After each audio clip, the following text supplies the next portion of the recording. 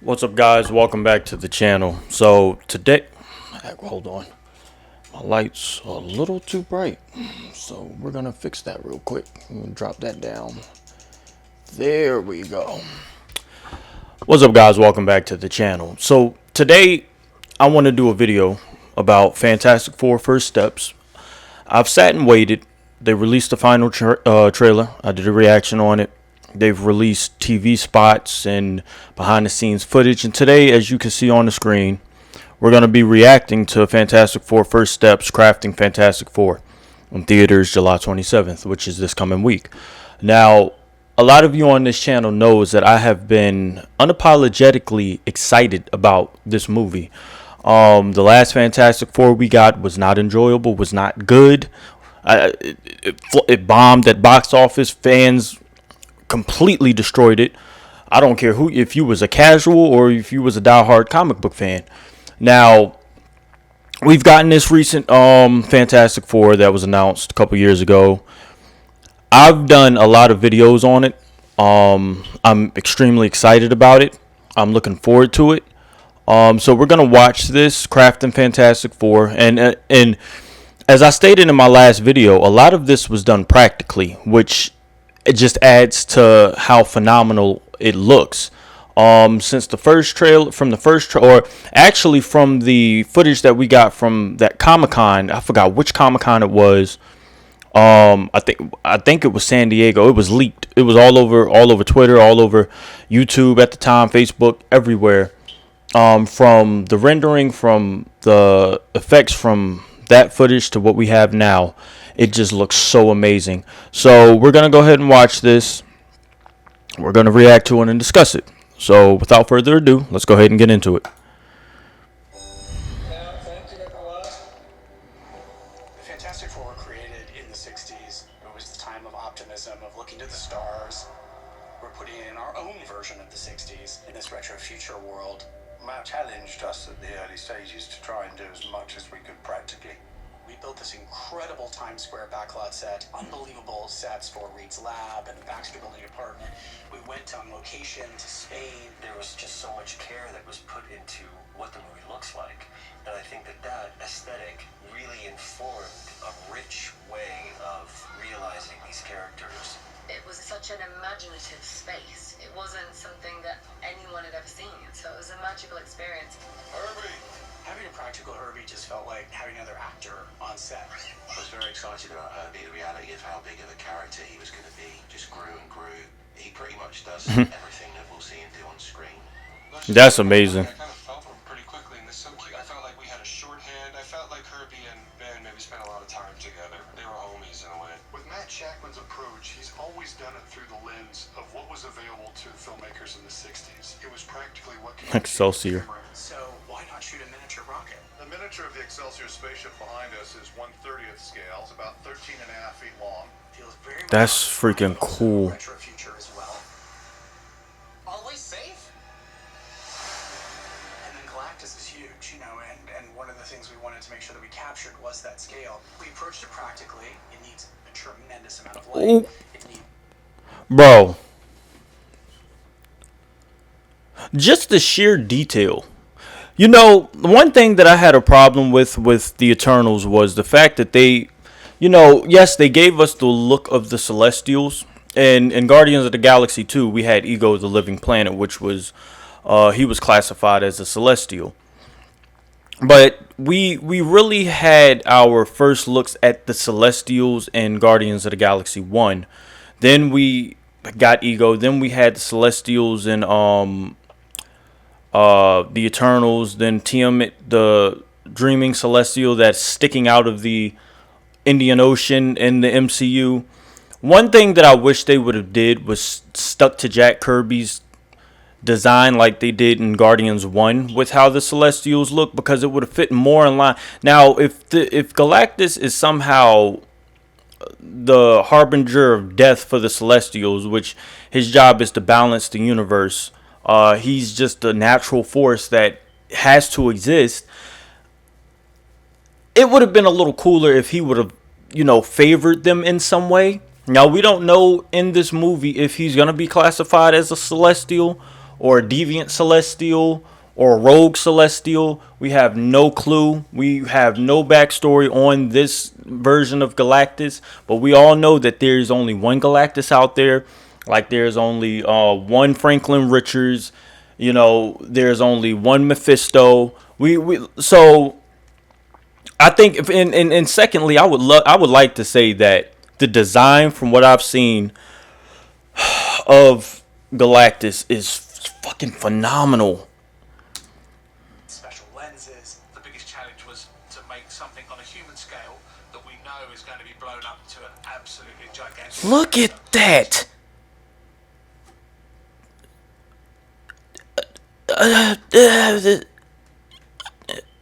The detail, it looks, and I can't explain it. We know it's not real, but it looks so real. So every little bit of detail on him has to be minute, so that when he is blown up to that huge Look at, scale, it all feels very real. bro. These things, what they've done with this world is beautiful. It was just so fun to step into an era that felt so familiar and yet so otherworldly, so nostalgic and futuristic at the same time. Excuse me. It's very intentionally a cinematic experience. We will face this together as a family.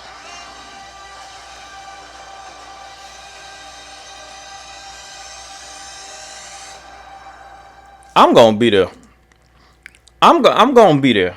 I'm gonna be there front and center. I'm serious. Any kid that I see trying to get in line, no, get out the way. You're done. Move. I would hope that what leaked a little while ago about Galactus isn't true. Is that because I was hearing that they redid the ending to where the Fantastic Four defeated Galactus, and I think that would be a disservice to the character if the Fantastic Four, because it's taken a lot more powerful entities to defeat Galactus. Their son, who is going to be in this movie, Franklin Richards, in a version of the comics, brought Galactus back as his herald. And Galactus is the one that has heralds. So, you've had Sentry defeat Galactus. You've had Thor defeat Galactus. You've had Thanos and Galactus go at it. You've had all of these powerful cosmic beings defeat Galactus. And I think, yes, Reed Richards is an extremely brilliant and smart scientist and smart man. But I don't think that this should be I think this should be another Infinity War ending where they have to escape, and now they're introduced to the 616 universe because of it, because of Galactus destroying the planet. Now I'm hearing that Doom abducts Franklin and flees over to the 616 universe. That's how we're introduced to Doom and all, and that storyline that's going on. But I just hope that the Fantastic Four lose. I think Victor Von Doom has also defeated Galactus. But I just think it'll speak more to the character, and because recent Marvel movies has had a huge problem with having stakes. And this could make a difference. The last movie that I can remember was probably Spider-Man No Way Home, and that was only stakes because Peter Parker basically ended up alone. But Endgame was the last Marvel movie that had any proper stakes on a universal scale.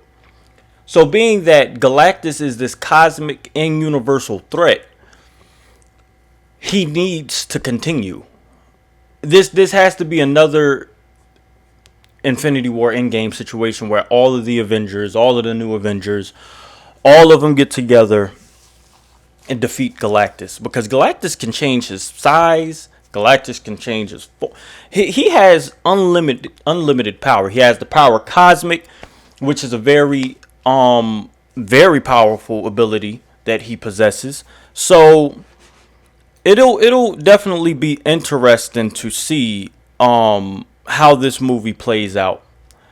It'll be exciting to see where this leads to.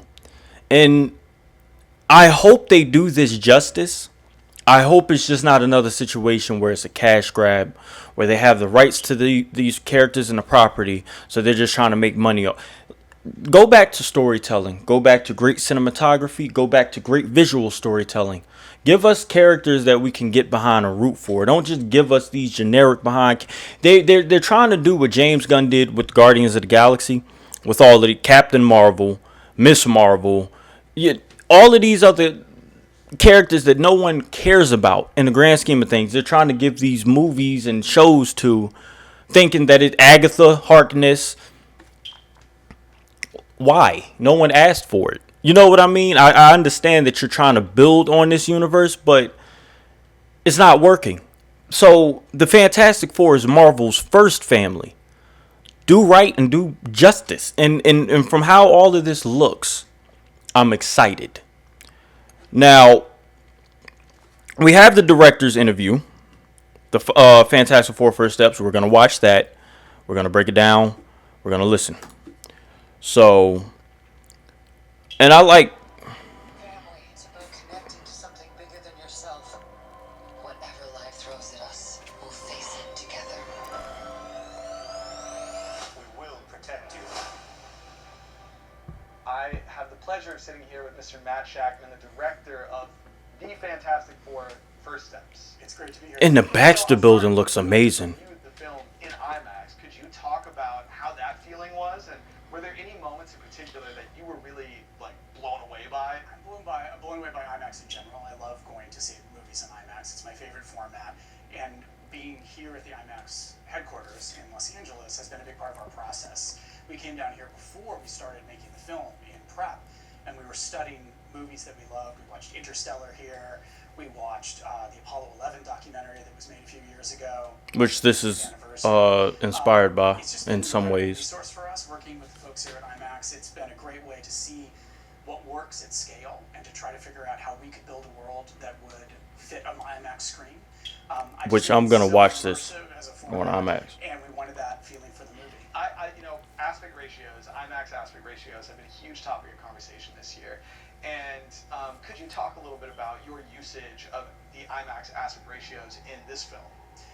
The entire movie is in 190, which means it's in that IMAX format the entire time, which I think will be really exciting. But also, it not only is it immersive, but it's close to 185, which is the more sort of traditional, almost more period aspect ratio in general. And our movie is set in a retro future 1960s, so that period aspect of it was a strong component, and in leaning towards 190 as well.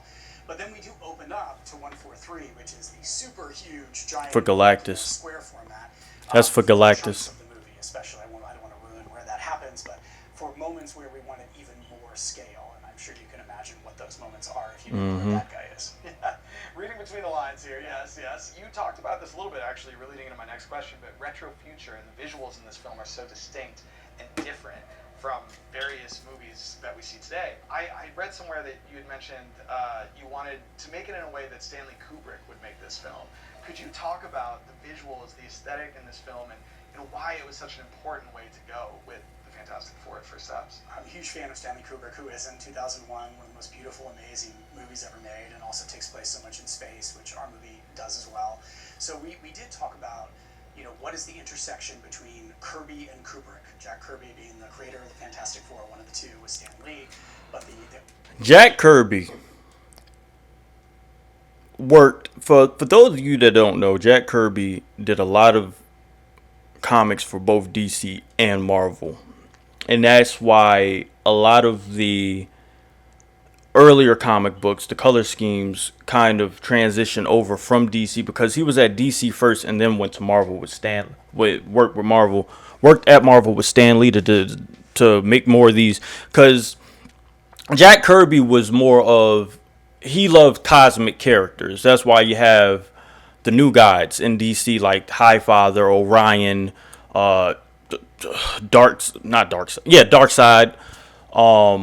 So I see a lot of inspiration, especially with Galactus in Jack Kirby's Galactus in some ways, and I think it's pretty cool. Artist who drew them, and so where does the Kirby style intersect with the Kubrick style? And that was our sort of guiding light in figuring out what we wanted this world to But we also wanted it to feel like it was made in the 60s to a degree. I mean, obviously we used a lot of modern technology. We'd be silly not to. But we built miniatures. We built a giant Galactus outfit. We built huge practical sets. We built practical Herbie, practical Fantasticar. You know, we did everything that we could to ground it in a reality. We used vintage lenses. You know, we tried to approach things optically. You know, the Sue Storm powers is an optical effect that you could have done in the 60s, and that we used video projectors and things like that to create.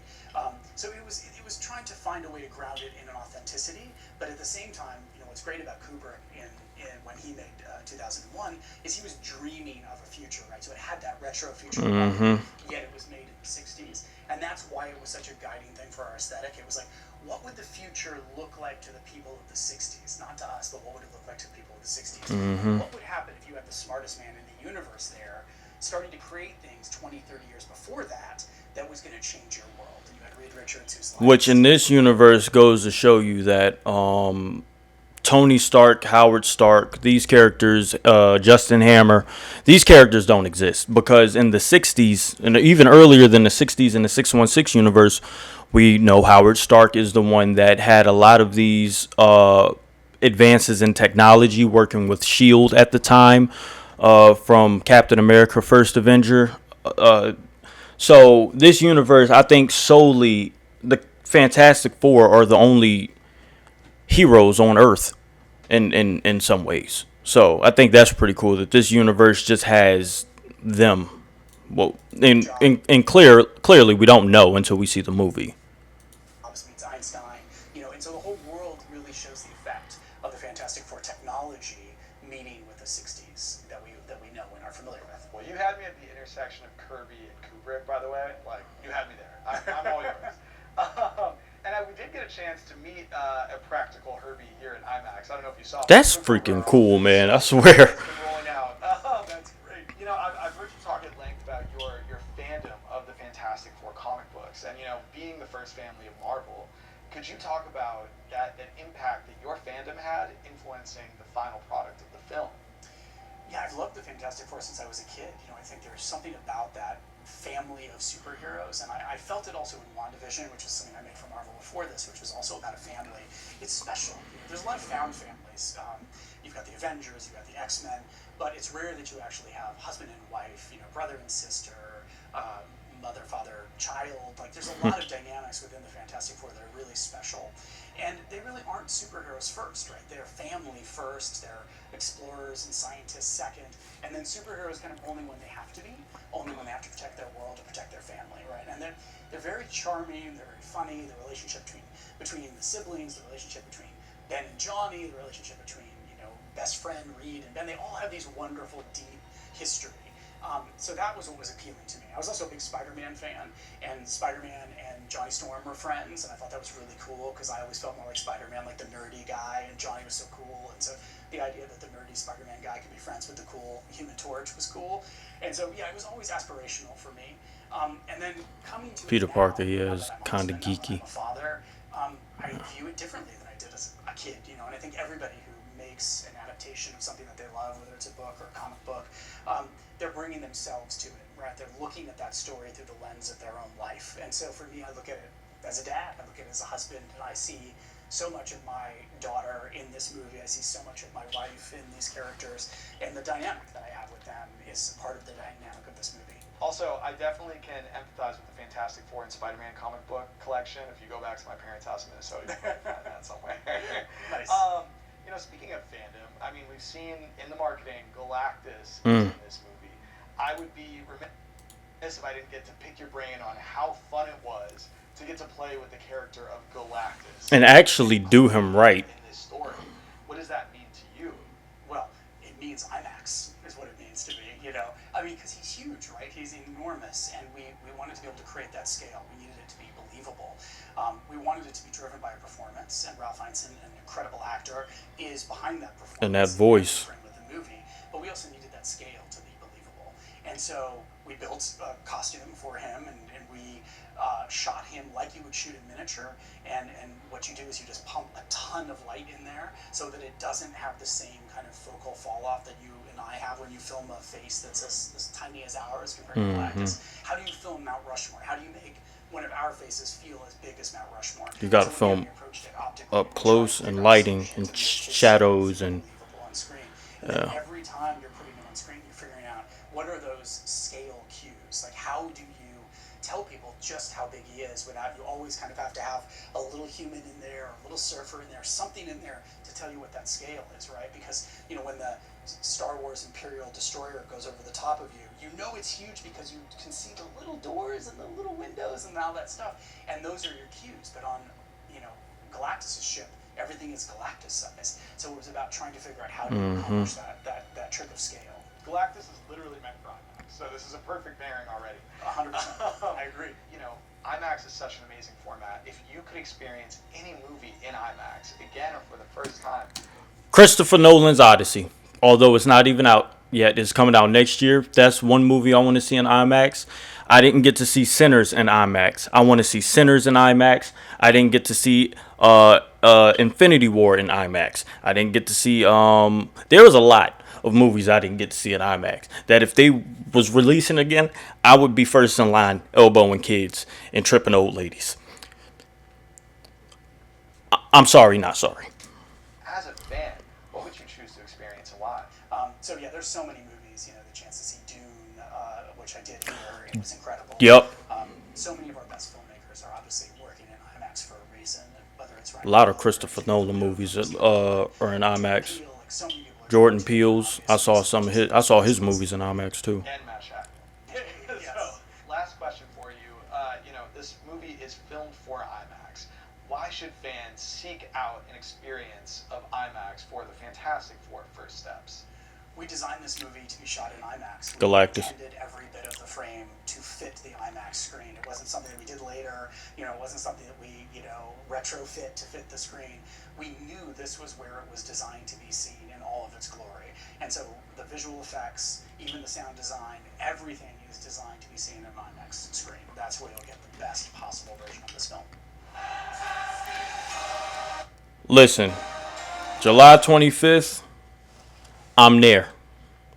Okay, now there's one thing that has pissed me off about this whole promotional campaign that they're going on with these exclusive interviews, behind the scene footages.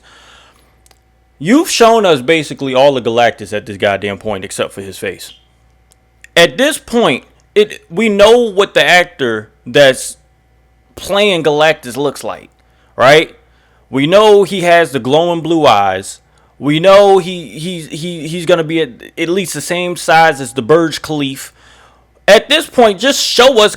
I mean, it's too late because they're not. I mean, they're gonna be releasing more footage until the 25th. I am sure of it. But like, they even released a picture of what he gonna look like, and this whole they've hid his face this whole entire time. Now, there was, let me see, hold on, if it shows up at the end of this. There was this one clip that, no, it's not going to show up at the end of this. Okay. There was this one clip that released of the Fantastic Four conducting an interview, I guess, after they went to visit Galactus' ship with the Silver Surfer. And not an interview, it was an interview, but it was more of a press conference. And people was asking them questions, and it was confirmed that Galactus is after Franklin, and I think it's mostly because of his abilities to create universes. Galactus wants to absorb that power to kickstart his own, or re-kickstart his universe.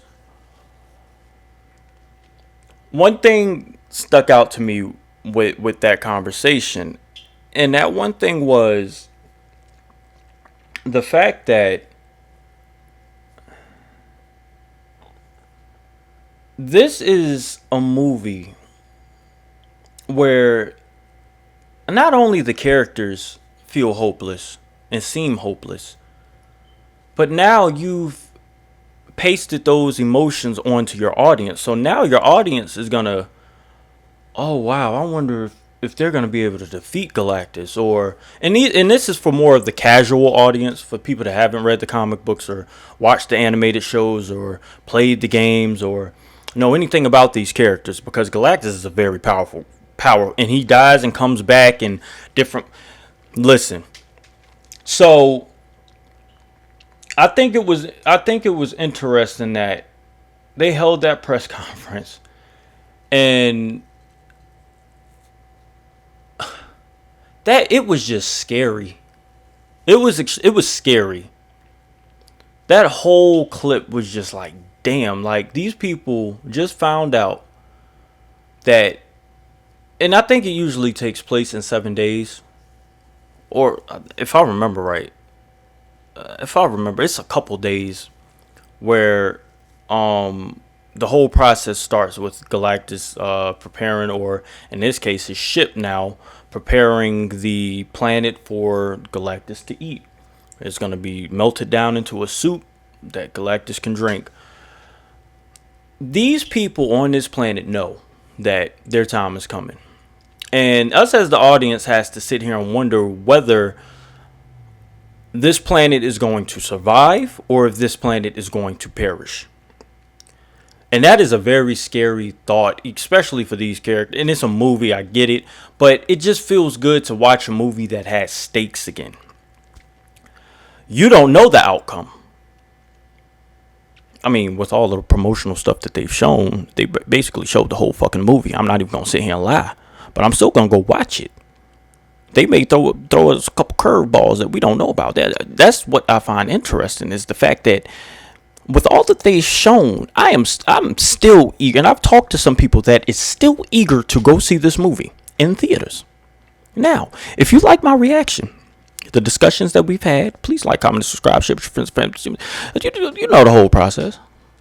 I enjoy this. I enjoy comic book movies. I enjoy superheroes. I enjoy larger than life characters, because like a lot of you growing up, these gave us something to aspire to. I wanted to be Thor at one point. I wanted to be Black Panther at one point. I was over here trying to be a Jedi at one point until I slapped myself in the face with the toy lightsaber. And I said, you know what? I went to the dark side immediately. Like, comment, and subscribe with your friends and family. Let me know in the comment section whether you're looking forward to this. I was gonna release a video on Superman Legacy. I'm not going to. I don't care. The movie sucked. It was terrible. For those of you that loved Superman Legacy, great. All I'm gonna say is, to date, the best two Supermen that we had was Tyler Hoechlin, that played on Superman and Lois, and Henry Cavill. And didn't get bitched the entire. They didn't get bitched the entire movie and or show. So take that how you want to take it. Like, comment, subscribe, share with your friends and family. I'm out.